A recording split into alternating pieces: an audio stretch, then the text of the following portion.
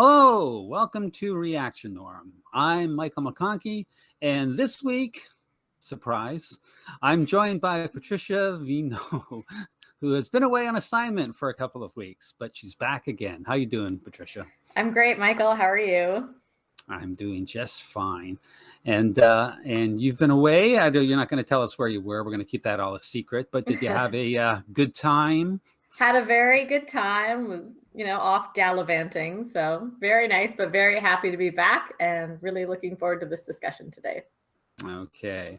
And of course, with Patricia being back, naturally, Charles is away. Charles, as he warned us last week, is off and having an adventure elsewhere in the world.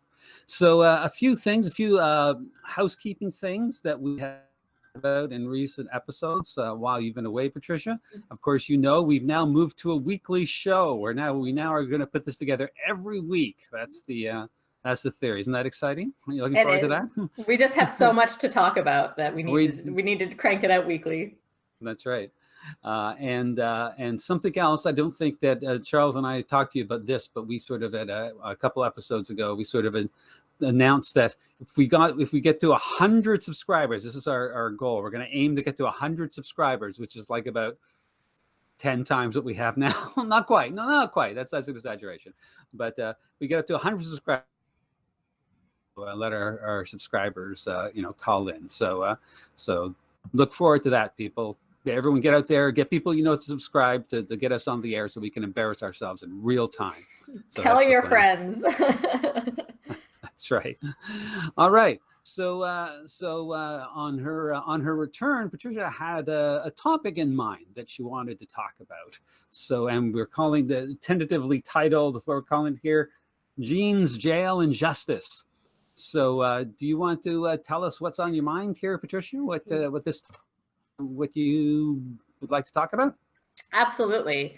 So I'll just preface this by what I was reading and what sort of got me going down this path. So I was reading Robert Sapolsky has a great book out called Behave, and I've been working my way through this book. And so this is where a lot of the stuff that we're going to talk about today, or my ideas from this, came from. So I just wanted to give like a little plug for the book, and that's if you want to read more about what he has to say about it, you should just go there. But the idea is basically that our whole criminal justice system is built on the idea that you have a choice for your actions, right? So the moment before you commit a crime, there's a moment where you think, you're like, I am going to do this. And that is why that we'll punish people for doing bad things. So the idea is, like the bank robber stands outside the bank and just has to decide to go in to hold up the bank instead of just walking down the sidewalk and whatever. But then the question is the more that we learn about sort of genetics and neuroscience and neurochemistry, if you don't really have a choice, is punishment really fair? And so the idea is that intention, the whole system, criminal justice system, is set up that your intention matters. If you do something under duress or you weren't able to control yourself, we say, well, okay, then that's not really your fault. You didn't mean to do it, or you couldn't help it, so we don't need to punish you for that. But this idea, we're slowly breaking down the old Cartesian dualism that free will is really a thing, and that maybe we don't have free will. So this is some of the stuff I'd like to talk about today. Michael, how does that sound to you? Sounds good. Sounds good. Some of this, of course, will resonate conversation that Charles and I had last week. So this actually makes for a nice little two-parter, actually, sort of brings out some common. I think at some point we'll probably have to refer back to some of the discussion from last week. So so this whole thing about free will, and I guess there's like even long before the question about genetics and conventional ideas of free will. I mean, there's long been in the justice system the idea that people are not, under certain circumstances, are not responsible for their action.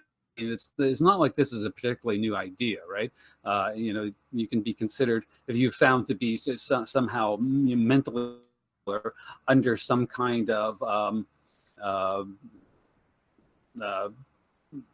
emotional stress that would lead you to act in certain ways. This can be considered, at the very least, mitigating behavior and this sort of thing. So this isn't really a new idea, right? No, it's not a new idea, but I think that there's always been sort of a category for you knew what you were doing and you intentionally did this action, and that was very bad. So we need to put you away.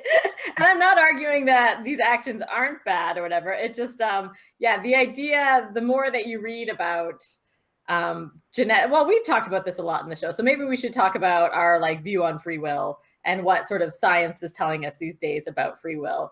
And I would just like to make the caveat before is that I'm not saying that there's like a gene for crime. There's not like a crime gene that someone has. And in general, when we talk about genetics, I'm not predictive about it. So I don't ever want to get into be like, oh, we're going to catch criminals before they become criminals. Like this is all sort of post-fact, this discussion today.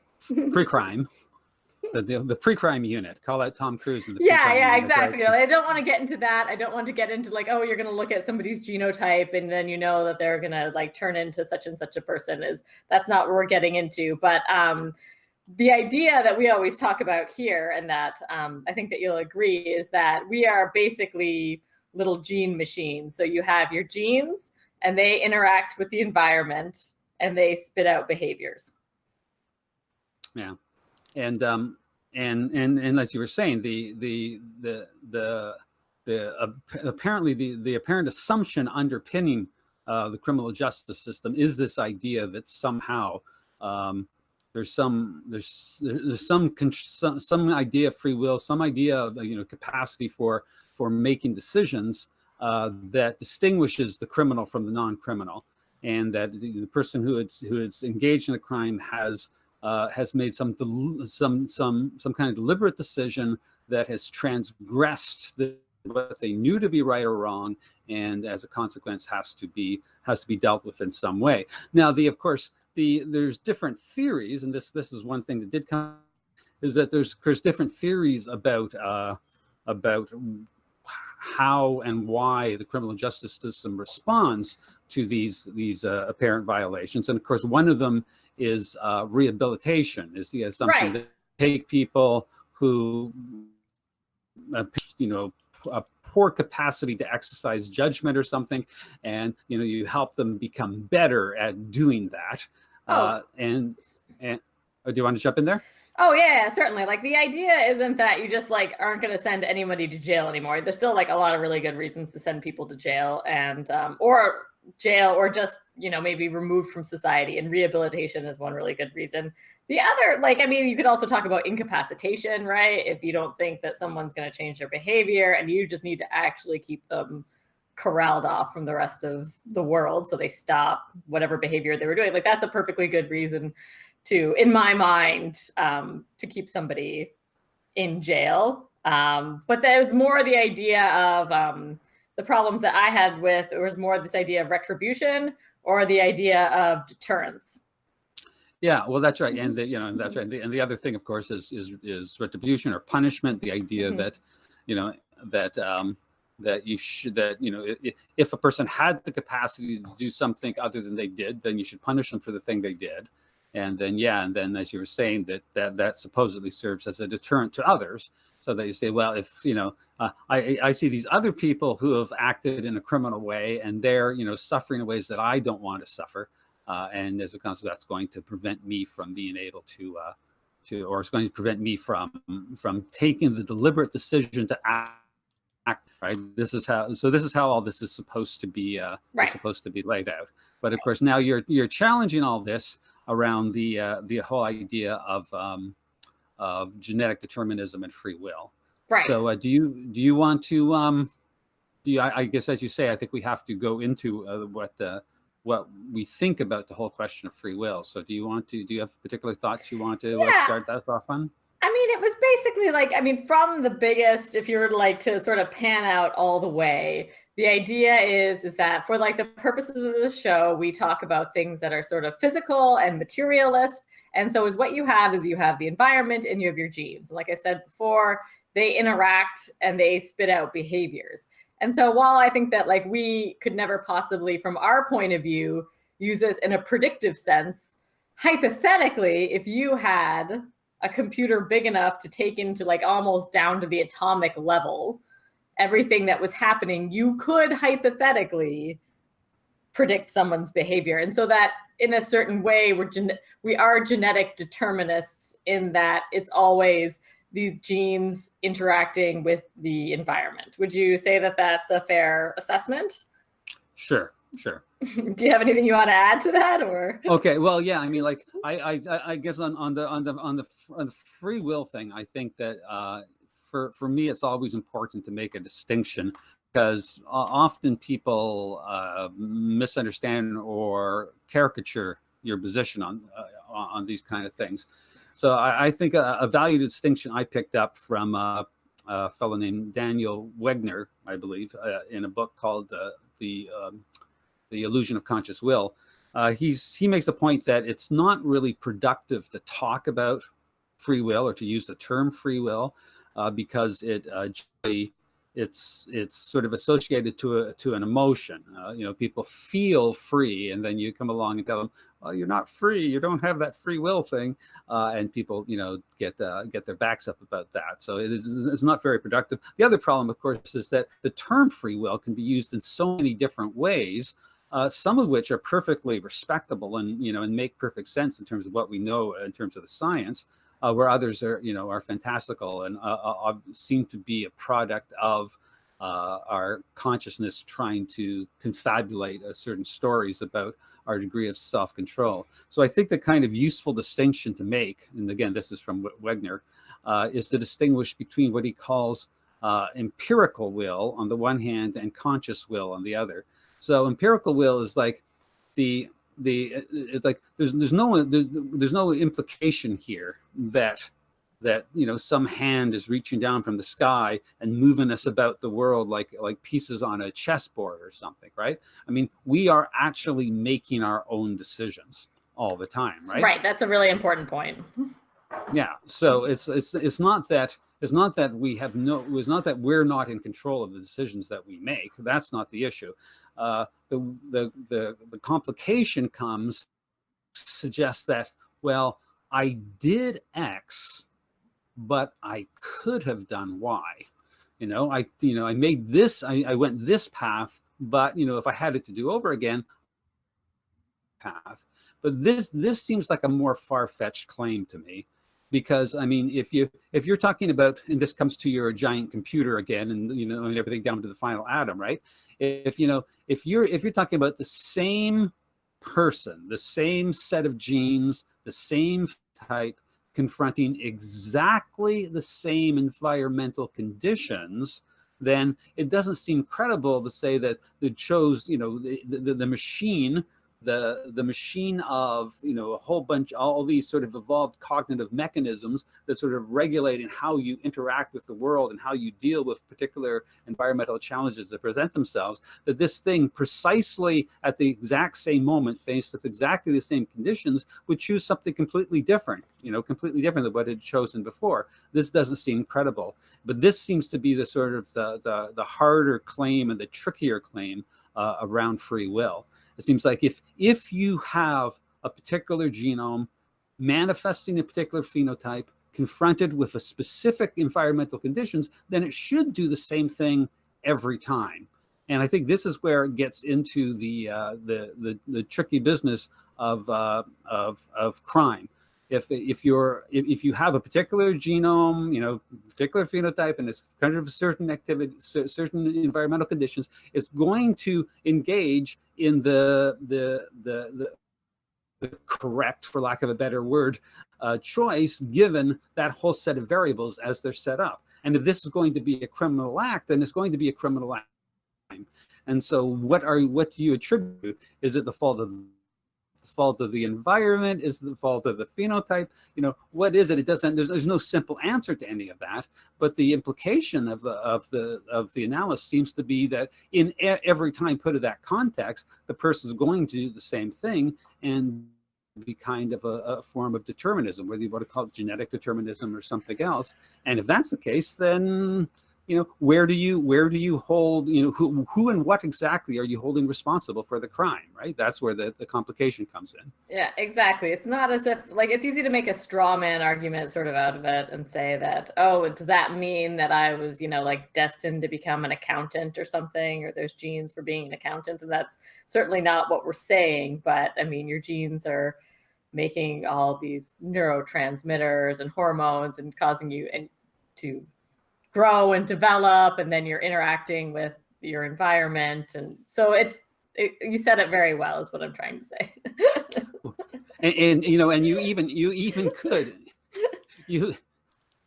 could make the argument that you're destined to be an accountant, right? It's at some level of abstraction, right? I mean, if you, again, like you were saying, if you had the big computer and you knew every single variable of the interaction of a particular genome with all these successive conditions that it was going to encounter and all the different individuals, in theory, then you could sort of predict what its life outcome is going to be. Now, we don't have that kind of capacity, so we can't do that, and maybe it's good that we don't. But in theory, it would be possible to be able to make those kind of predictions, and those kind of life choices, the life outcomes, seem to be at a certain level, predetermined by this whole set of factors that one has no control over.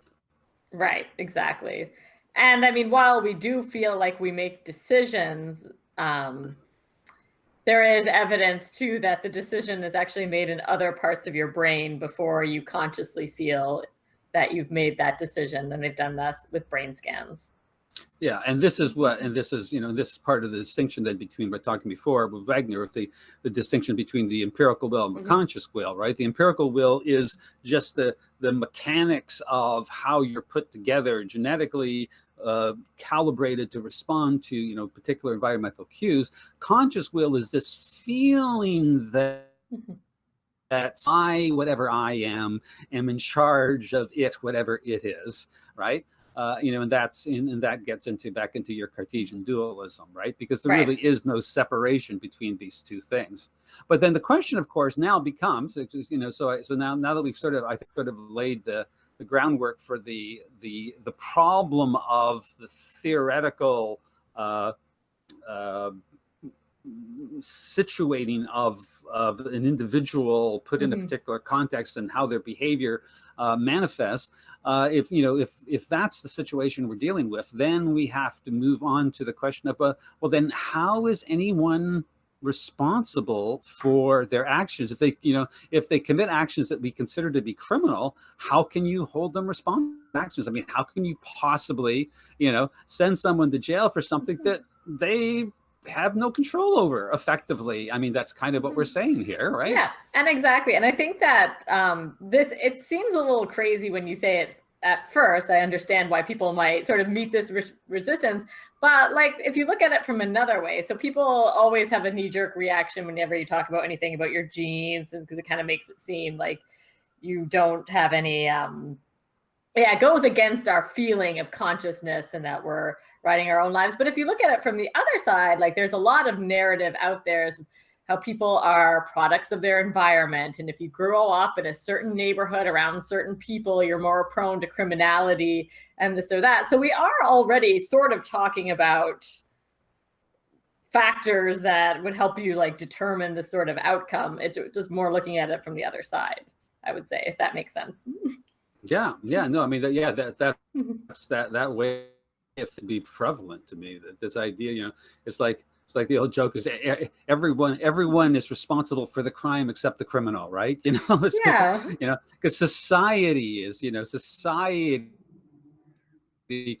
this person, and how could they help but fall into a life of crime growing up under these conditions, right? So in terms of an environmentalist perspective, this way of thinking already exists. But I think if you shift it over to look at it from a genetic point of view, then a lot of the same people who would be very happy to focus on mitigating circumstances when they're environmental get very defensive when you want to talk about mitigating circumstances when they're genetic. But really, what's the difference, right?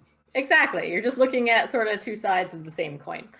And we've already sort of gotten that way too. I think that we've expanded a lot in the last 50 years of this idea of not criminally responsible, which was sort of what used to be the old insanity plea, but now we've definitely sort of changed our language around that. And we have like a lot more research to support that different sorts of injuries or mental illness and whatnot can really affect your likelihood to commit criminal, not even your likelihood to commit criminal acts, but often people who have committed criminal acts have been found to have underlying conditions. Like, I think I read some statistics where it was something crazy that 50 to 60% of criminal offenders had a traumatic brain injury. Oh, really? Like this was just out of like a psychology paper or something. And they might have been like violent offenders or something, but there's a lot of data now even looking at your physical neuroscience and what's happening with your brain to say like, all right, like they've got a lot of like underlying conditions and that this may release you from culpability as well. All right. So, so then this sort of, the possibility for sort of a detailed breakdown of the theories of justice that we were mentioning before. So like, how do you? So I'll throw this to you, Patricia. All right. How do you rationalize this? I mean, like if so if this is the world we're dealing with, it's between environment and genes. We have people who are kind of inevitably upon some kind of path that was going to lead to a particular outcome. So first of all, how can you claim to incarcerate them on the grounds of rehabilitation? Because there's nothing really to rehabilitate unless you're going to change their genes. They're going to go in with CRISPR and rearrange their DNA. I mean, failing that, there's nothing to really rehabilitate. And how can you? Well, I'm not finished. Okay. And how can you? And how can you presume to to punish people? Because I mean, in a sense, it's kind of not their fault. I mean, it's their fault at the empirical will level, but at the sort of conscious will level, it's not their fault. It's not like they chose to be who they are. They chose to grow up in their environment. They chose to have their genes. So how can you presume to incarcerate people either on the grounds of rehabilitation or on the grounds of punishment? Well, I mean, I think that often you could rehabilitate people. Like, people have psychotic episodes and go commit crimes, and then you put them on medication and they're fine, and we let them out, right? Like, there was that. Then why would you want to put them in jail then, though, right?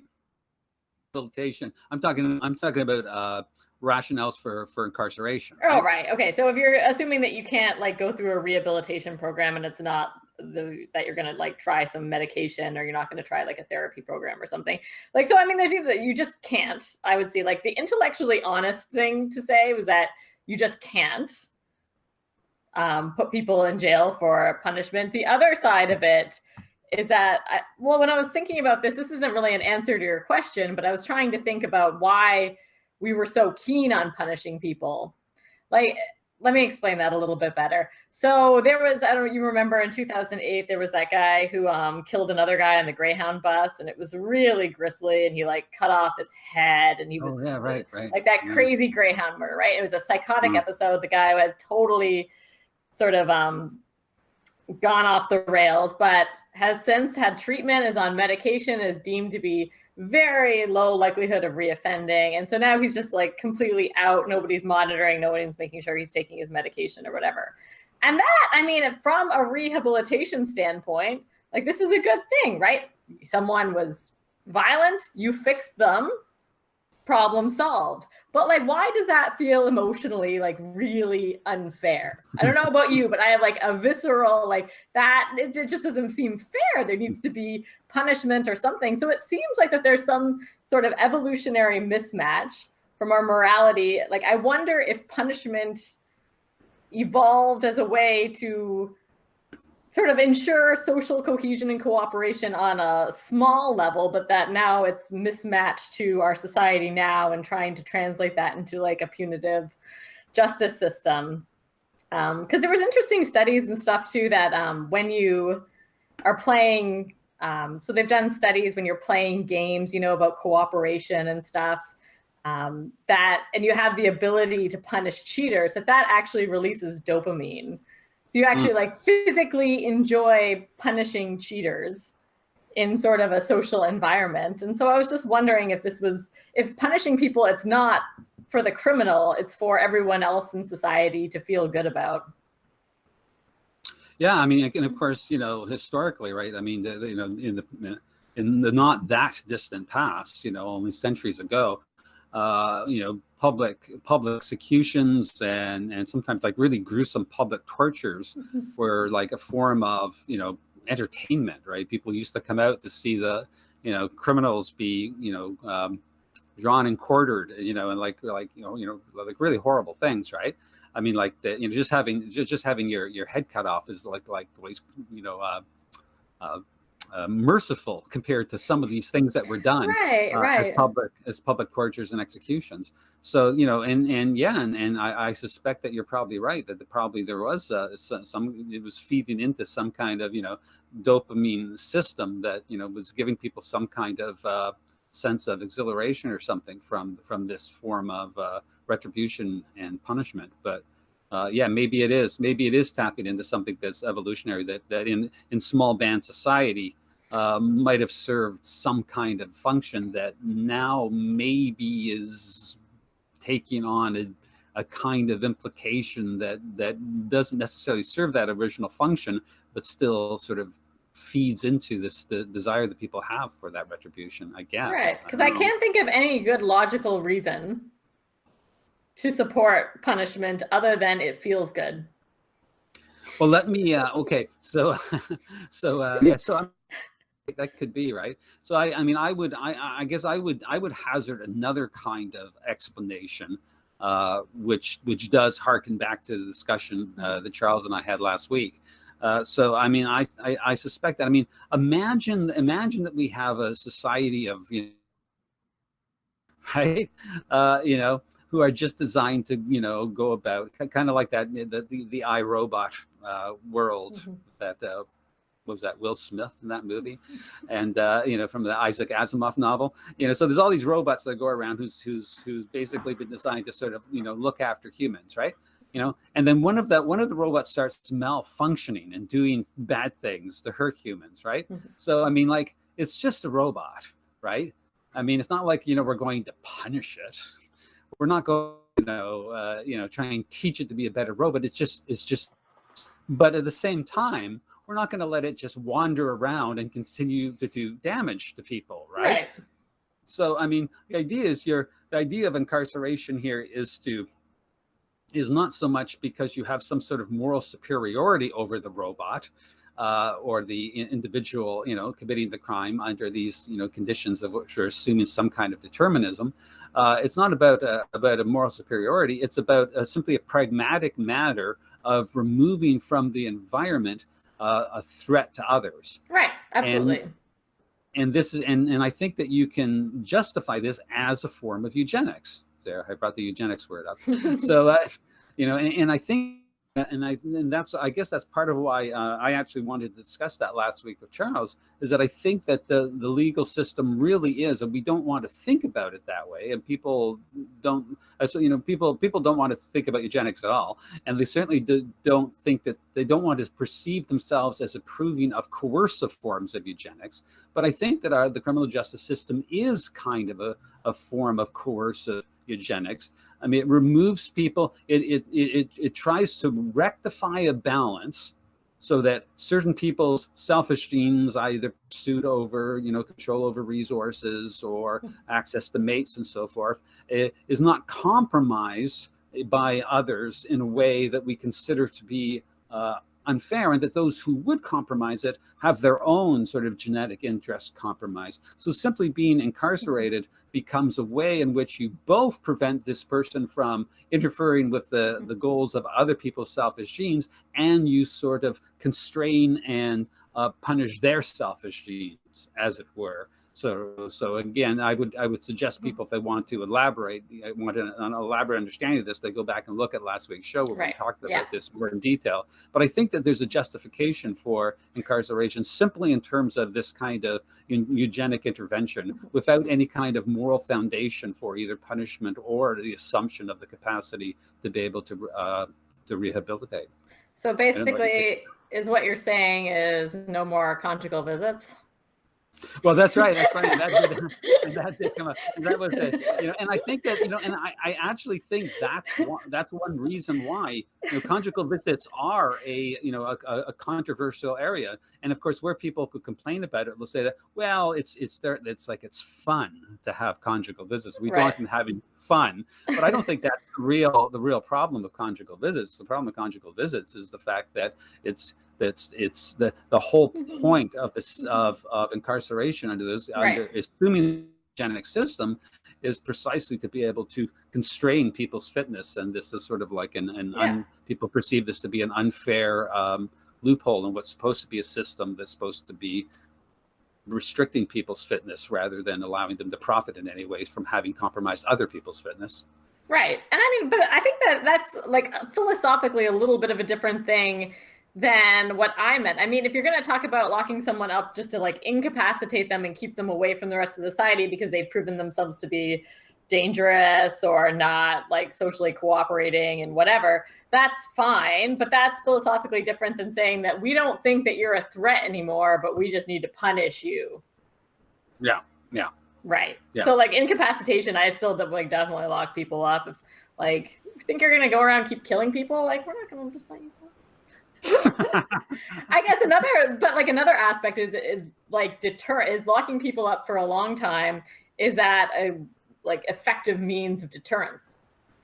Yeah, and that's an interesting question, right? I mean, on the one hand, you could say that, well, how can it be a deterrent if we've just put forward this model in which people are going to make decisions, are going to make on the basis of there's a genetic makeup, their phenotype, and the interaction with the environments that series of environments that they encounter in their life. If that's going to determine what, as you said earlier, spit out their behavior, then then how could you assume that any kind of social deterrent would have any kind of impact? But wouldn't that be changing the environment? Well, that's right. That's what I was going to say. Oh, okay, sorry. That you stole your punchline. No, it's fine. It's fine. But I think that's exactly that is possible, right? I mean, to the degree to which that does provide new input and therefore alter environment, maybe it could affect the decisions that people actually make. I don't know what the I because I know I haven't done any research on this episode, but this was you were, and I know did you come across any talk about? Funny, you should ask. Okay, excellent. It's always nice to have actual data, and speculate. I mean, okay, so I don't have a lot of data to make like a really concrete argument. This is all really complicated, and there's like a lot of politics in it and stuff. But is what I thought was most interesting and I wanted to talk about is that it seems like longer, harsher sentences aren't a great deterrent. But interestingly, one thing that does seem to deter people is the likelihood that they think that they will be caught. So, which I think that like is a little bit of an important distinction, being that you can be cavalier about if you're like that when people decide to commit a crime or not, it's how likely that they think they are to get away with it, and not really like logical analyses of like the cost benefit analysis. And can you remember off the top of your head like how they determined that?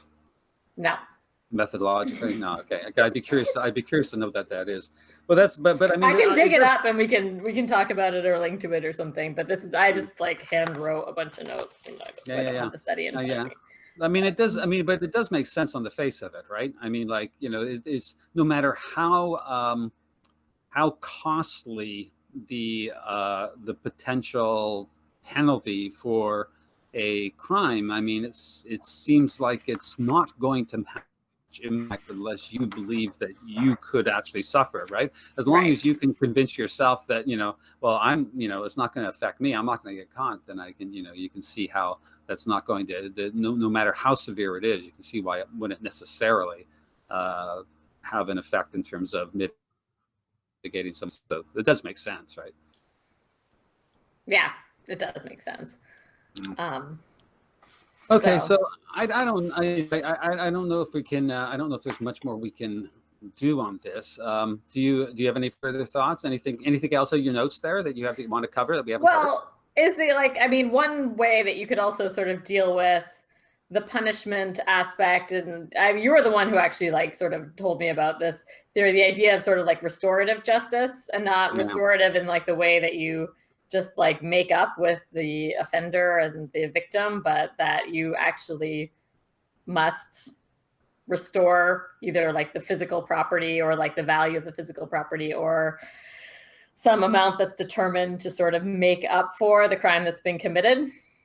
Yeah, and that would be, of course, if you're thinking of, again, if you're thinking of in terms of a eugenics program, that would actually make more sense than simply locking someone away, right? Right. I mean, if they, if they've hurt the fitness of another person, then the real justice would be not just taking this person and locking them away, but forcing that would somehow make up for the damage they caused to the other person's fitness, right? That would make a lot more sense, and or maybe some combination of the two, I suppose, right? But that would seem to make a lot more. And and again, you don't. It's not about this way of approaching it gets us away from the complicated question of passing moral judgment, right? I think the more we can move away from the of moral judgment in terms of criminal justice, I think the better. The more we teach it, the more we treat it as a sort of pragmatic or economic, in the broad sense of the word, kind of problem that needs to be redressed in practical terms, I think the better off that we are overall. Mm-hmm. And we already do. A lot of people have knee-jerk reactions about the idea of assigning dollar values to if you lose a limb, or even if life is lost. But I mean, the reality is we already do that, right? You have insurance policies, life insurance policies. So this is something that already is in practice. So it's not a huge moral leap. Yeah. So I mean, I think that this is a useful, these kind of ways of thinking about it are useful ways of trying to make more sense out of a criminal justice system that's going to be up to date around these kind of scientific questions related to genetics and determinism, because it's so easy to just sort of try to rationalize the system that you already have. Why, it no longer works because of X and Y, because X and Y is not true anymore, belief in some kind of radical free will, but it still works because we can justify it this way, right? But I think that if you're going to take this stuff seriously, you have to probably be a little more creative in terms of thinking about how a criminal justice system can be changed in a way that makes more sense we know about human nature. Right. Yeah. And if you're interested in learning and reading more about free will, your book, Michael, I think we should give a short plug. Not for the Common Good has great chapter about free will that really actually put me in a funk for a month when I was really sad that I wasn't sort of the little man in my brain that was pulling levers to make me make all these fabulous decisions that I make in my life. So we should plug that. And so the book Behave by Robert Sapolsky, you mentioned Wegner's book, Illusion of Accomplished Will. I read a few papers by Matthew Jones and Maureen Coffey. That's sort of, you can Google it. All right. So good topic. All right. Thanks, Michael.